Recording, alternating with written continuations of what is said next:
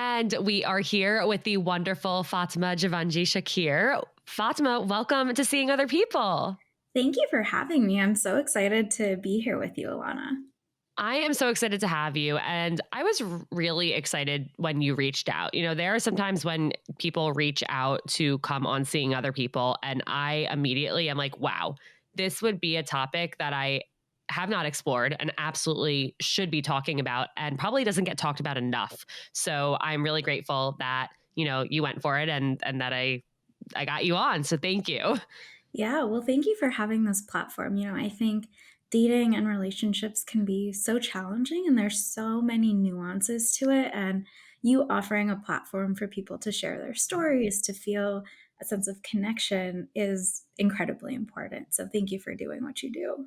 Thank you. I feel really grateful to, have this platform and have people who care to listen.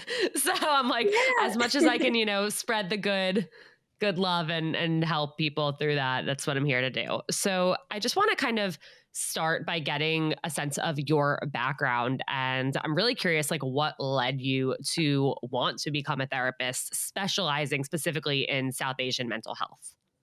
Yeah, that's a good question. So I identify as South Asian myself. I grew up here in the US, and I often felt growing up like there were a lot of cultural nuances to my experiences that my peers didn't always understand. And other adults in my life also didn't understand. It was really difficult to have open and safe relationships with adults in my life. Um, with adults who are within my culture. So, for example, parents, family members.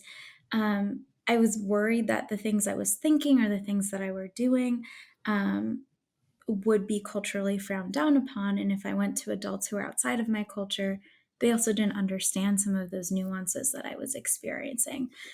This showed up especially, during teenage years when, I started developing romantic and sexual interests, and it felt hard to know like where to turn for support. So that motivated a lot of my journey into therapy and working with South Asian folks. Did you have other like friends, peers your age who were South Asian at the time, like in your childhood, or were you in a community where you were kind of on your own? It's a good question. So I grew up in a community that was predominantly Hispanic. Like on my day to day when I went to school, it didn't feel like there were individuals who could really understand my experience. On the weekends, so I also identify as Muslim, and I would go for mosque classes and attend events where there were people who shared a similar culture and religious background as me. But I think for me personally, because I grew up outside of that community, I grew up in a place that was like an hour and a half away from everyone else. It was a lot more difficult for me to develop relationships with people who had that shared cultural experience. And so, from a peer level, it also felt pretty isolated. And I think there was also that fear that if I share something and it gets out, then it may end up being a negative reflection on my family. And really upholding your family's respect and honor is a big part of the South Asian culture. So I always had this kind of internalized fear that anything that I say to someone from my own culture could be a poor reflection on my family. That's a lot to hold on your shoulders as a child. Yeah, it was hard. Yeah, I can only imagine. Okay, so I know you also specialize in eating disorders and body image, which is another reason I'm super excited to have you here. These are topics that come up all the time when it comes to navigating modern dating and Mhm. relationships, and obviously our mental health. How did you become interested in that? Like, what brought you to want to study that and kind of combine the two? So, a lot of that was tied into the multicultural experience that I had, both growing up in my community, but then spending weekends predominantly at my mosque. So, I saw that in high school, a lot of my Caucasian friends and peers were starting to get diagnosed with mental health problems, with eating disorders, and getting support. Whereas my non white peers, both at school and within the mosque, who are also struggling with their relationships with food and with their body weren't getting that same level of support. And it felt like part of that was due to, cultural stigma, as well as there being a lack of understanding around like the cultural nuances surrounding food and body that I think made it more difficult for people to realize that these individuals were also struggling and in need of help. And so for me, a lot of the motivation was I wanted to be a provider who could understand that for people who had shared identities. Yeah. Is that like you mentioned before, not wanting to do anything that would like put shame on your family? Like, would that be something that if that got out that, you had an eating disorder, were getting help for that? Like, is that something that would embarrass the family? I think for a lot of people, it can, right? There's this idea in South Asian culture that you are a reflection of your family. So anything you do is representative of them. And so oftentimes I see that when people are struggling with any kind of mental health problem, oftentimes families want to kind of bury it under the rug because they're afraid of what kind of reflection it's going to have on them. Yeah. Yeah, that's why I asked because I've seen that happen even with like friends of mine throughout my Mm, life where like everybody doesn't want it to get out and it's kept a secret even from some people within the family. And I absolutely. imagine just having that extra like cultural layer on top of it just adds so much more to that. Yeah, and I think what it also does is it fuels a sense of shame, Yeah. right? That your struggle is something that's shameful and fuels the secrecy, and eating disorders often thrive in this idea of secrecy. So it can be really detrimental to someone who's already struggling. Yeah, who wants to just work towards recovery but also not have to have that shame for who they are and what's happened to them. Um, Speaking of shame and secrecy, so one of the big things that I'm looking forward to discussing is the shame and secrecy around dating in South Asian Mhm. culture. Because when we first chatted a little while back, you mentioned that there's this idea of like when you're a child, teenager, like you're not allowed to date. And then suddenly you're expected to get married. And Mhm. that's just such a mind blowing concept because how do you get from that? Like, how do you get from step one to step two there? So, like, where does this idea come from?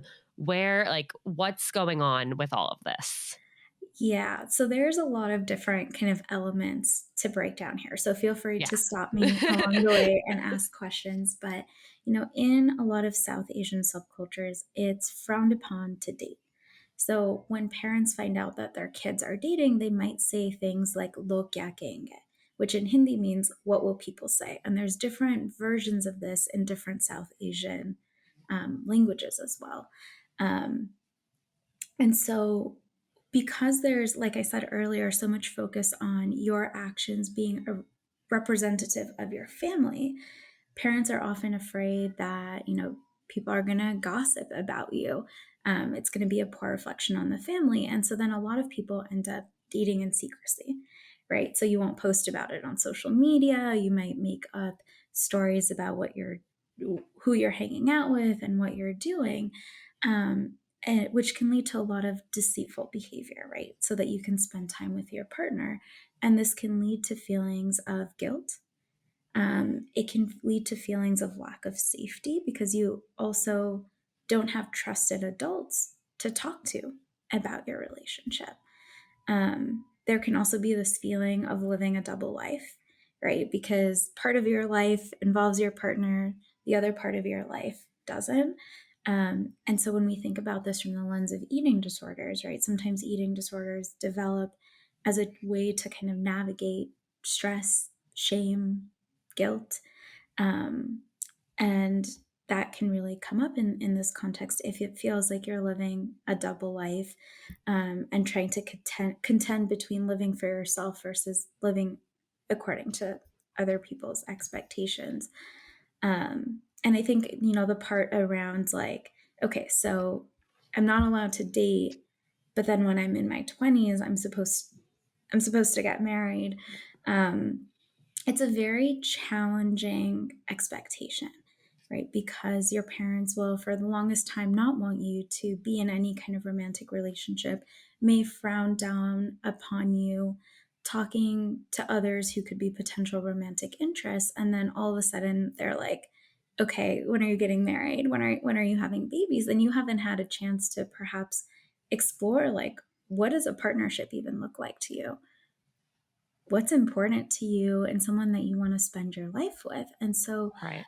I think this then puts a lot of pressure on people to not only begin to have romantic partnership, but also like to figure out what they want in someone and what they want their life to look like at a time where they're very much still going through a lot of psychosocial and biological development, right? In your 20s, like our brains aren't even fully matured until we're 25, I 26. was So, just about to say that. That was literally about to come out of my mouth. Yeah.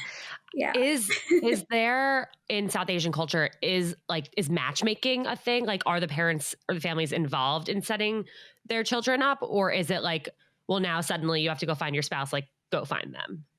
So there's a lot of matchmaking that's still involved. I think historically arranged marriages were really common. I think in present day it's more like semi-arranged where family members may be like, okay, like these might be potential good partners for you. Why don't you meet them and then decide? So there is a little bit more, I think, autonomy now than there were in previous generations.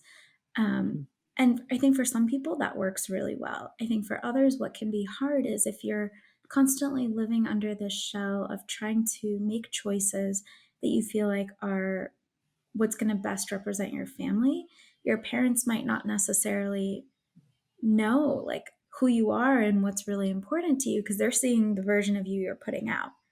And so that's Yeah. where that matchmaking might not be as helpful for someone.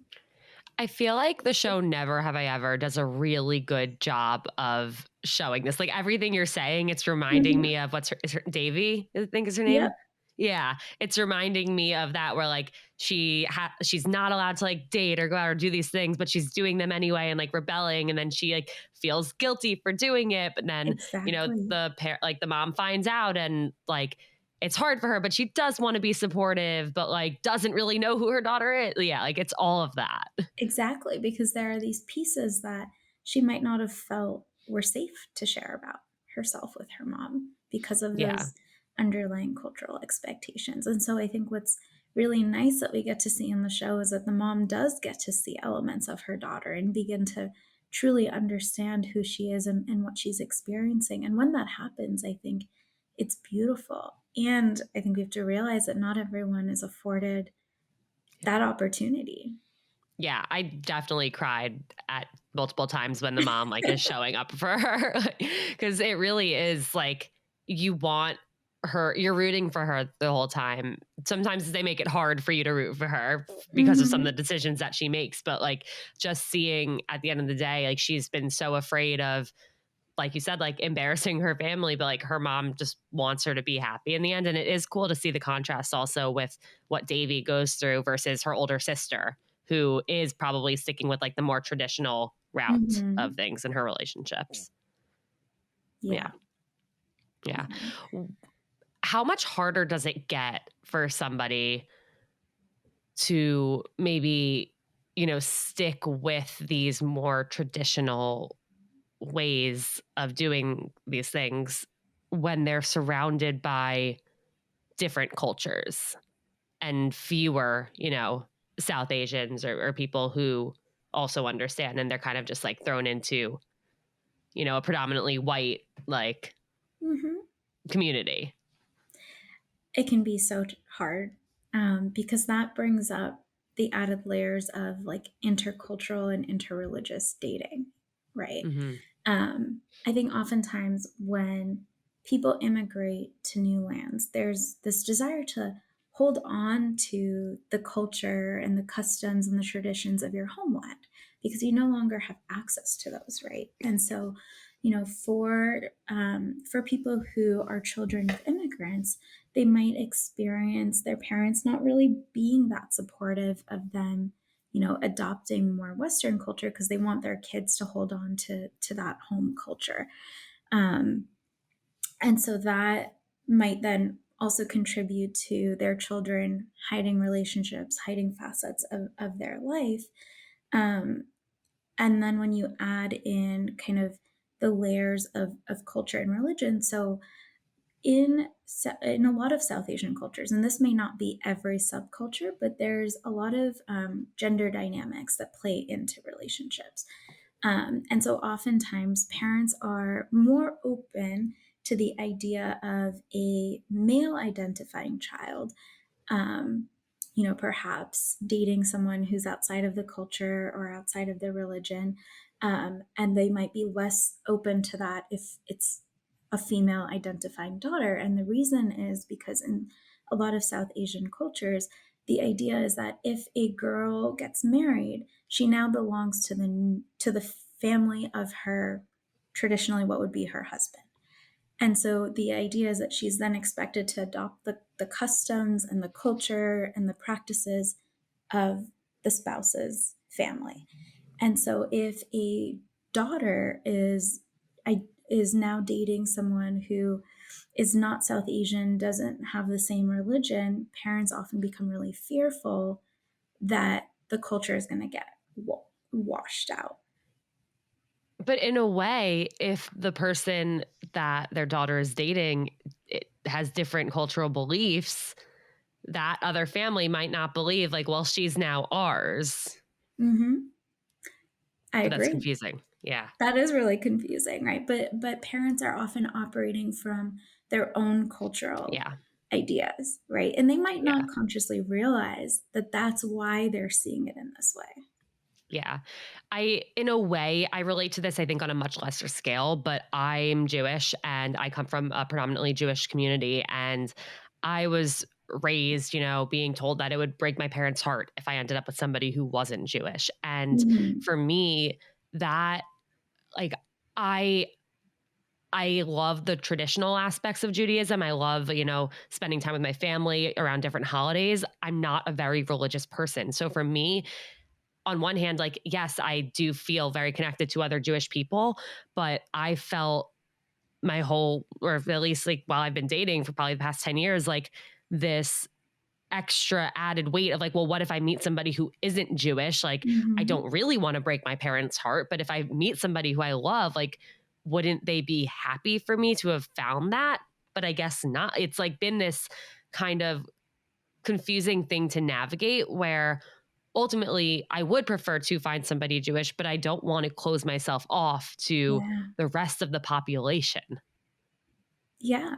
And that makes absolute sense, right? Because oftentimes what we fall in love with, what we love about other people are more to do with their characteristics, their Right. personality, Not the their things that they religion. bring out in Yeah. us. I Yeah. think things like culture and religious practices can impact kind of alignment on like your day-to-day practices and the way that you view certain things, but it doesn't necessarily change like your personality and what you bring out in someone else. Yeah. So, okay, going back to what we were talking about before with, you enter your 20s and suddenly you're Mhm. expected to get married. For someone who is kind of struggling with that or doesn't feel ready or, wants to take time and date, how can they approach this or try and explain this to their family? Mhm. So I think what can be helpful is talking to your family from a place of love and understanding. So oftentimes in the cultures that our parents grew up, a woman's life in particular was often focused on marriage and childbearing because they might not have been allowed to pursue something like a career and education, aka things outside of the home. Because of this, there used to often be, and often still is, this fear that, if my daughter doesn't get married, who's going to provide for her? Right? Like, because parents aren't going to be around forever. And so there can be this urge in family members to get, especially a daughter, married sooner rather than later, which then also puts pressure on the families of people who identify as male because there are all these individuals who are wanting to get their daughters married, right? And this doesn't even take into account, talking about non-binary relationships or, Right. or any of that, because this is a very The lens that we're looking at it right now is a very heteronormative lens that often exists within South Asian cultures. But yeah, so one, I think that's what's fueling a lot of these expectations, right? Because if the child gets married, the parents are going to feel content and happy because they no longer have to worry about that child's livelihood and financial security. And so, one thing that can be helpful is if you can remind your parents that one of the reasons that they may have decided to, or their parents may have decided to immigrate to a new land was to afford you opportunities that they didn't have. And one of those opportunities is to define yourself in ways that they didn't have access to, AKA outside of a relationship. And so you have the opportunity to earn money for yourself, support yourself. And that means that marriage doesn't really have to be the end goal anymore in the way that it might have been in the past. Yeah, so it's kind of, taking that point of like why they came here and why they wanted you to be raised here and saying like, well, I can do more and I have these Hmm. goals and these dreams and that doesn't mean I'm not going to get married. It just means that maybe in a few years or maybe when I Hmm. find the right person, but I'm not going to just rush into it. Exactly. Yeah. In your personal experience, is there anything like any way you kind of navigated this situation that you particularly felt really good about, or would you have wanted to do differently in hindsight? I think something that was really helpful for me was creating space for self exploration, right? So when I was 18, I went away to college. I was originally from Illinois. I went to school in Pennsylvania. And that really gave me physical space to be able to understand, like, who am I? What do I enjoy in other people? Like, not just in a romantic context, but just out of relationships. What's important to me? What are my values? Um, and it allowed me to do that in a way where I wasn't constantly fearful of how is this going to reflect on my family because I was no longer around the community that my parents were a part of. And I know some people might see that as like, oh, well, that's escaping, that's running away. But I think really what it was like saying, okay, I'm going to carve out some space for me.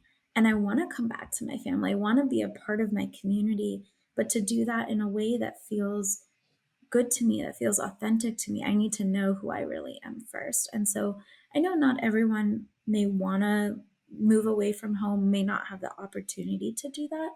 But I think there can be smaller ways in which we can create that space for self exploration, right? Whether that's journaling, maybe um, carving out some time where like you can truly just be alone, right? So one of the things could be like waking up early in the morning before anyone else is awake so you can like have an hour to yourself to just be and like think about yourself can be really helpful.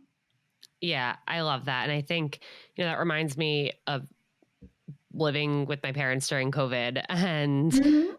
just feeling like I was always like everything I did, I was just being watched or like Yeah. was never actually on my own. And I remember like there were a few times I would just take walks to the bottom of my driveway so I could like dance around to a song like Hmm. for 5 minutes just because it gave me this sense of like freedom and independence.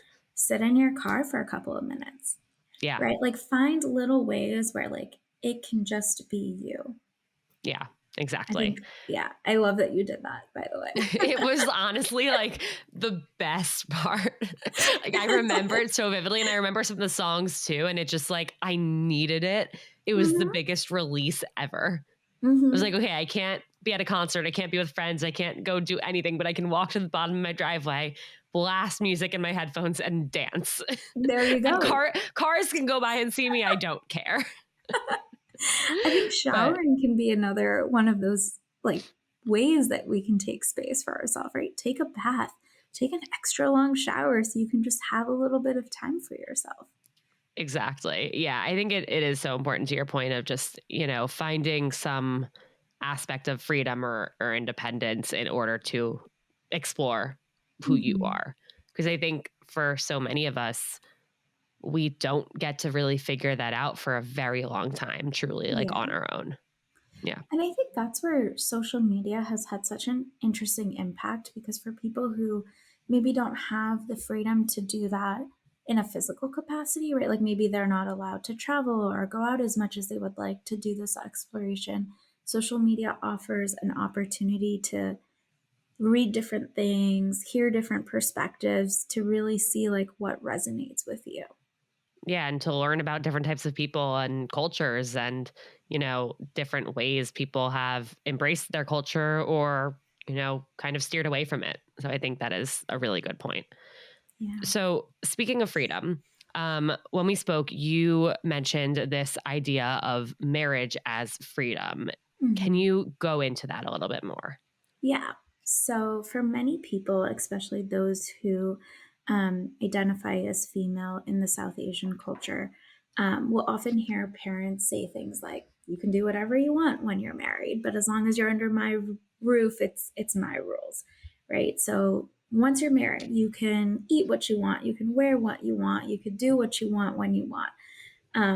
And so I think statements like this imply that marriage is the path to freedom. It's how you get out of being controlled and being caged in. And so I think a lot of people who identify as South Asian then pursue marriage as a way to gain that freedom from parental rules, which can lead to less thoughtfulness about picking a partner because you might be in this hurry to find a partner rather than finding the partner that's right for you. And I think marriage can offer some sense of that freedom, right? But it might not be a long term solution. Um, so sometimes people go into marriages and feel like they're still bound by rules. In South Asian culture, when you marry someone, you don't just marry them, you marry their whole family. Family. And so oftentimes it can feel like, your in-laws have a lot of say in your life.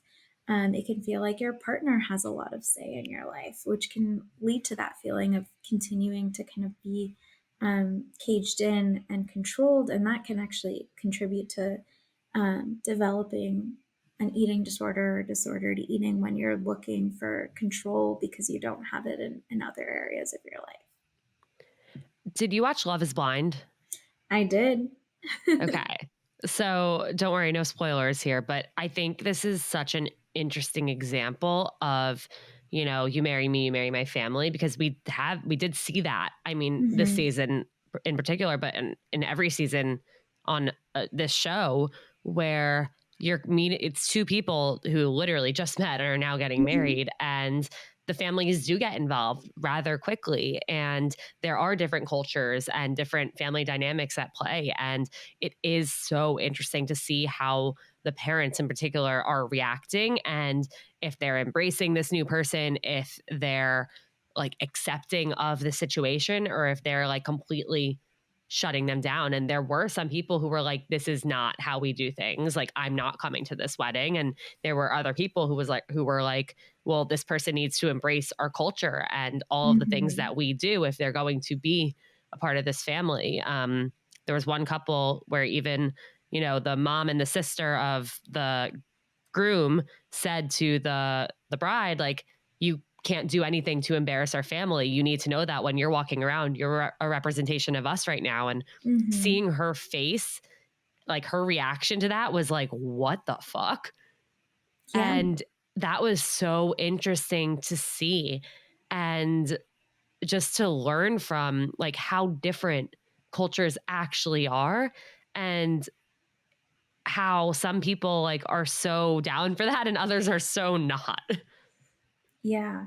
And it can place a lot of pressure on the person who's marrying into a family because you're Yeah. navigating a new marriage, right? Even if you've been with someone and dating them, being married to them can look different, right? Then you're navigating like all these new family dynamics, how the rest of the world is now looking at you. And it can feel like so much pressure to feel like you are carrying all this weight of like what everyone else thinks. And it can be easy to kind of lose yourself in that process. Yeah. And there's also a big learning curve. Yeah. You might want to make it work so badly and be so okay with, joining this other person's family and representing them and immersing yourself in their culture, their religion, but it still takes time and a Mhm. lot of effort and energy. And you're probably going to make mistakes along the way. Mhm. And you're not going to know everything for a very long time. And I think that, like, it's almost like the expectation is that you'll snap your fingers and just get it. Exactly. And it can Yeah. be so much harder, especially like if the family dynamics and the family's like individual culture is different from the one that you grew up in, right? Yeah. Even if you're from the same culture, there can still be nuances within each family. What one family considers respectful, another family might consider really disrespectful. And the only way that you can learn some of that is by doing, and it can be hard to kind of feel the repercussions of that.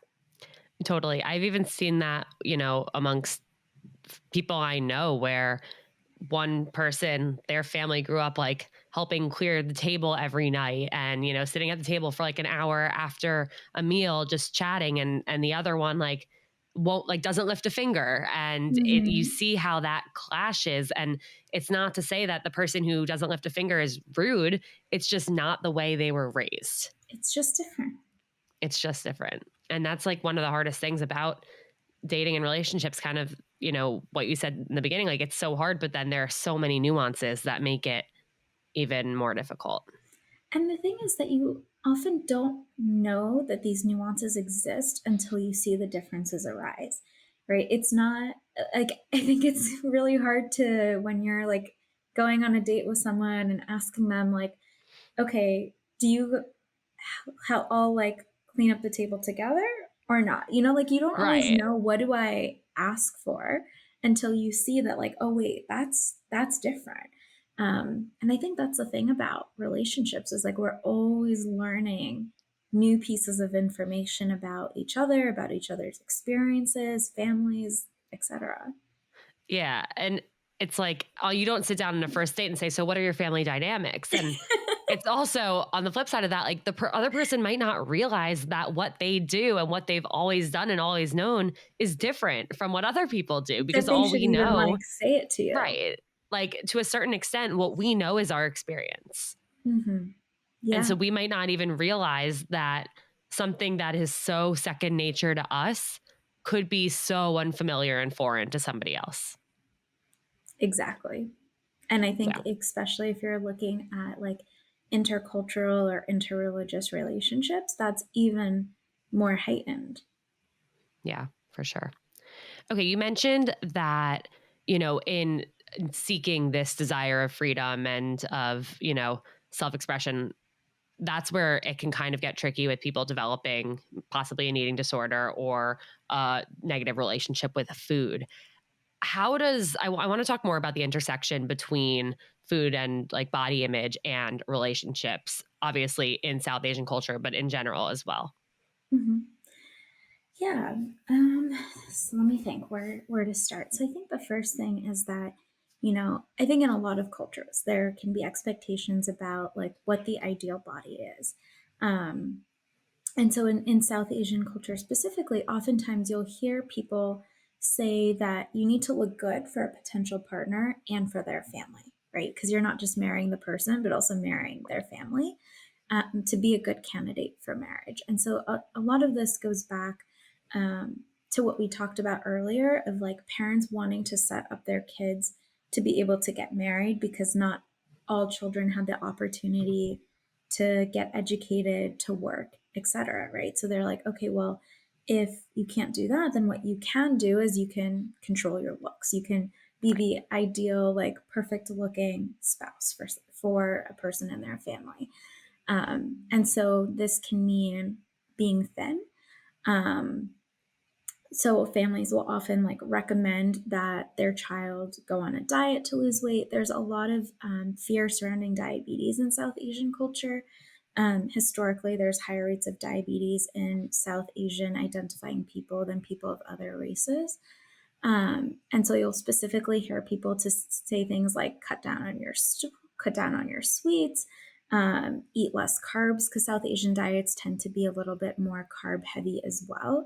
And so this can really bring up a restrictive mindset, bring up diet culture, which can predispose somebody to develop an eating disorder. And then I think the second thing that ties into this is skin color. Um, so historically, having lighter skin has been equated with being more valuable in South Asian culture. And historically, this is really tied to colonialism because when the British invaded South Asian territories, the hierarchy was kind of seen as like the British, who were white, were seen as elite, and they didn't do any field work or farm work. So their skin was also lighter. And so if you're someone who has darker skin, it's often equated with being of a lower socioeconomic status because it means that your ancestors were probably the ones who were working out in the fields in the hot sun. And so, having lighter skin is seen as being more valuable. And so people are often told, like, okay, stay out of the sun so you don't get dark. Use Fair and Lovely products to try to lighten your skin. Hair removal, like off of your body, is another thing because it can make your skin pigmentation look lighter. But skin color is really hard to control. And so when people can't control that, they then sometimes turn to things like dieting and restricting as a way to try to control what they think they can control about their bodies. Yeah, I hear about that a lot. If somebody is in a really difficult time or a bad relationship or they're struggling in school or something's going on with their family, it's like they're so much out of their control. And what Mm-hmm. is in their control is what they consume. And I do hear often that like that is a major source of like eating disorder development.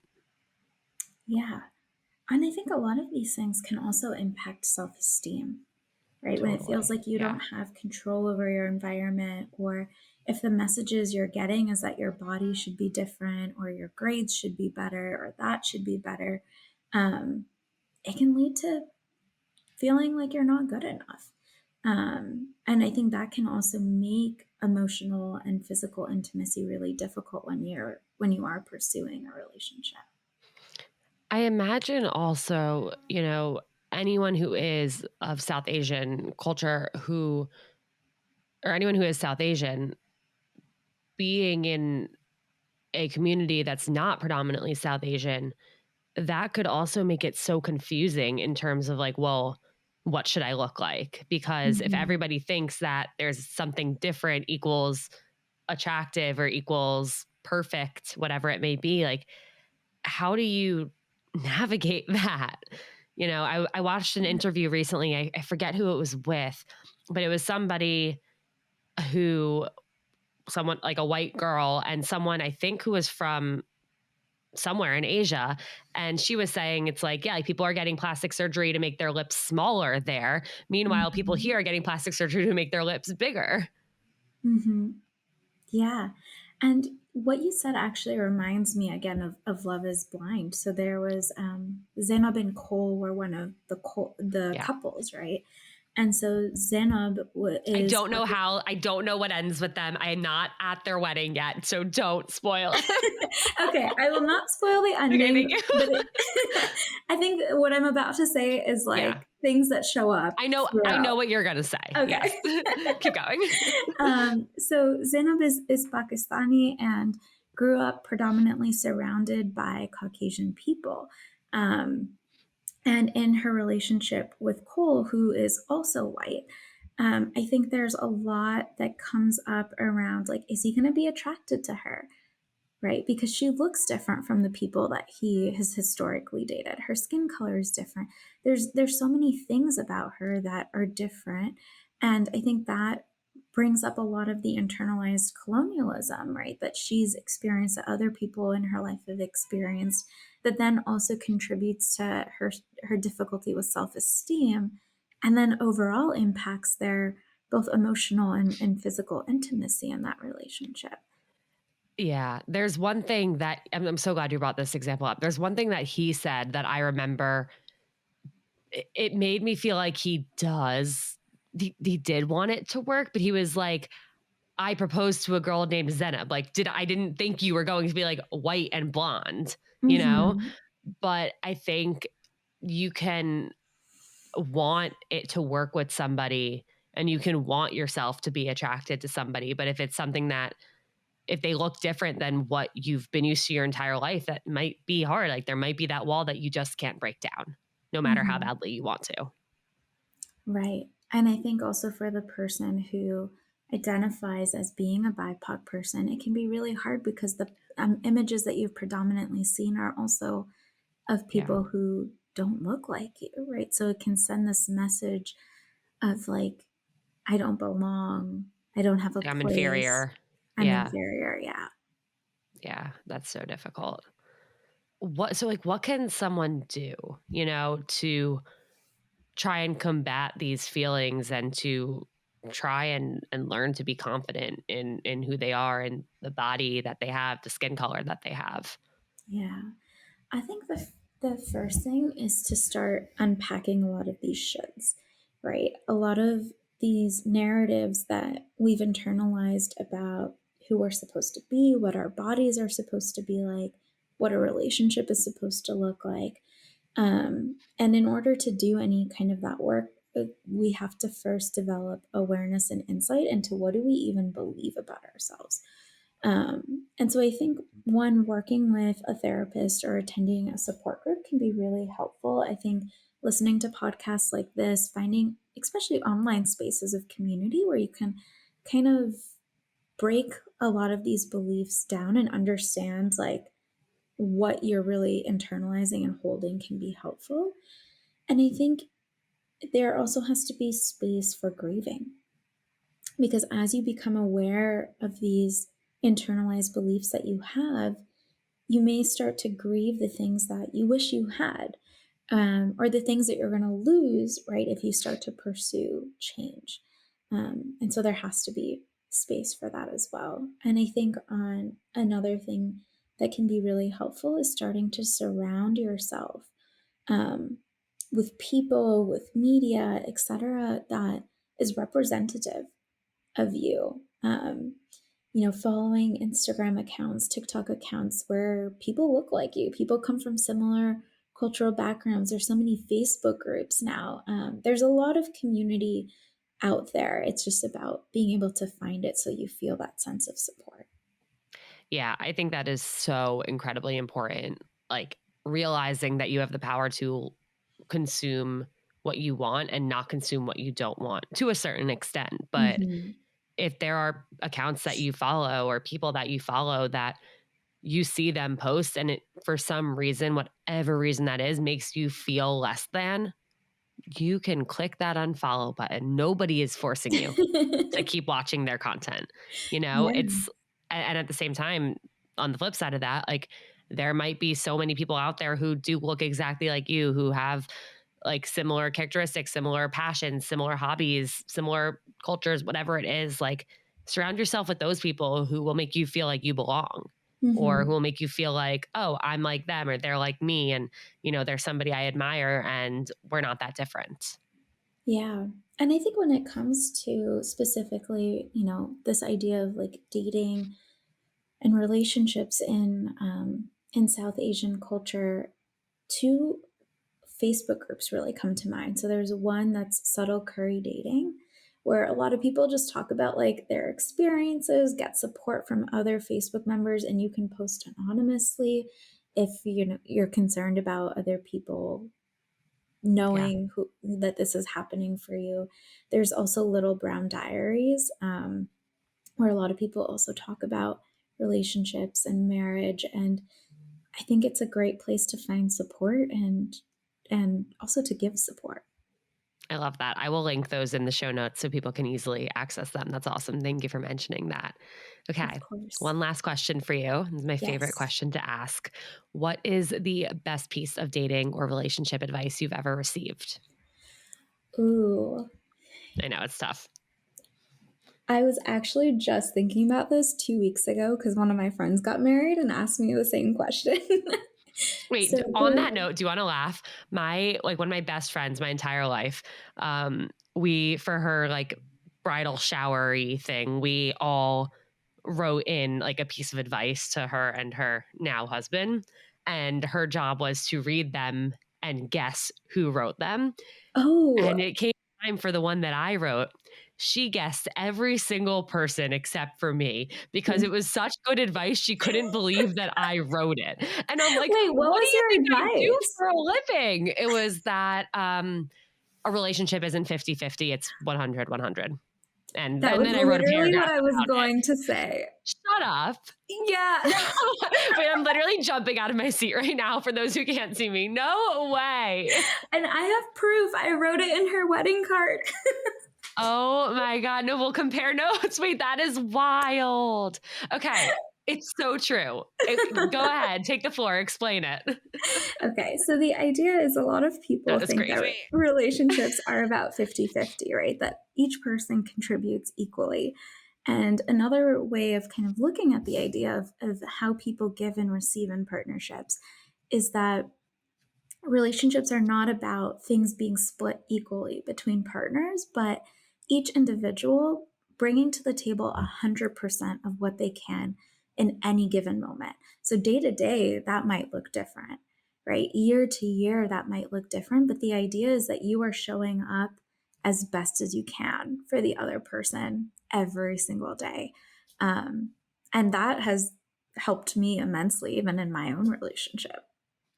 Yeah, I really, it's one of the best pieces of advice ever out there. And I think it's so true. And I think it also helps you realize if you're in a relationship where that person's not doing that and they're not giving you 100%, they're not even giving you 50%. I think Mhm. it's important. It's important to know if it's happening, and it's just as important to know if it's not happening. Mhm. Because if you to be with somebody who's not able to give you that, it's not a relationship that you deserve more. You deserve Yeah. more. And I Yeah. think that that piece of advice also invites in room for empathy and compassion, because what 100% looks like for one person might look very different for another person. And so if we try to compare apples to apples when they're not even the same apples, it Yeah. can lead to a lot of resentment, arguments, etc., that come up in a relationship. Yeah, it's really important to figure out who you each are and what you each have to give, and what feels right, and to recognize that, to your point, like on many days you might not be able to give as much as you can on other days, but as long as you're doing what you can and they're doing what they can, like you lift each other up, you support each other, and that's how the world goes round. Yeah. Thank you so, so much for being here. This has been such an amazing and such an important discussion. Where can everybody find you? Or in Well, anything you want them to find? All that. thank you so much for having me, Alana. It's been wonderful chatting with you. I think you have such wonderful questions and insights. In terms of where to find me, so you can find me on Instagram. My handle is at your South Asian therapist. I'm also on TikTok. That's growing. Be patient with me. And my website is fjshakir.com. So feel free to reach out on any of those platforms. Perfect. Is TikTok also your South Asian therapist? Yes, it is. Perfect. We'll link that in the show notes. Fatema, again, thank you so, so much for being here. And to everyone who tuned in, thank you for listening. Please, please, please send this to a friend or a group chat that you think should hear it. Share it on your story and tag us if you loved it. Give a 5-star rating and review. And love you guys so much. Thank you again. I will talk to you guys next time.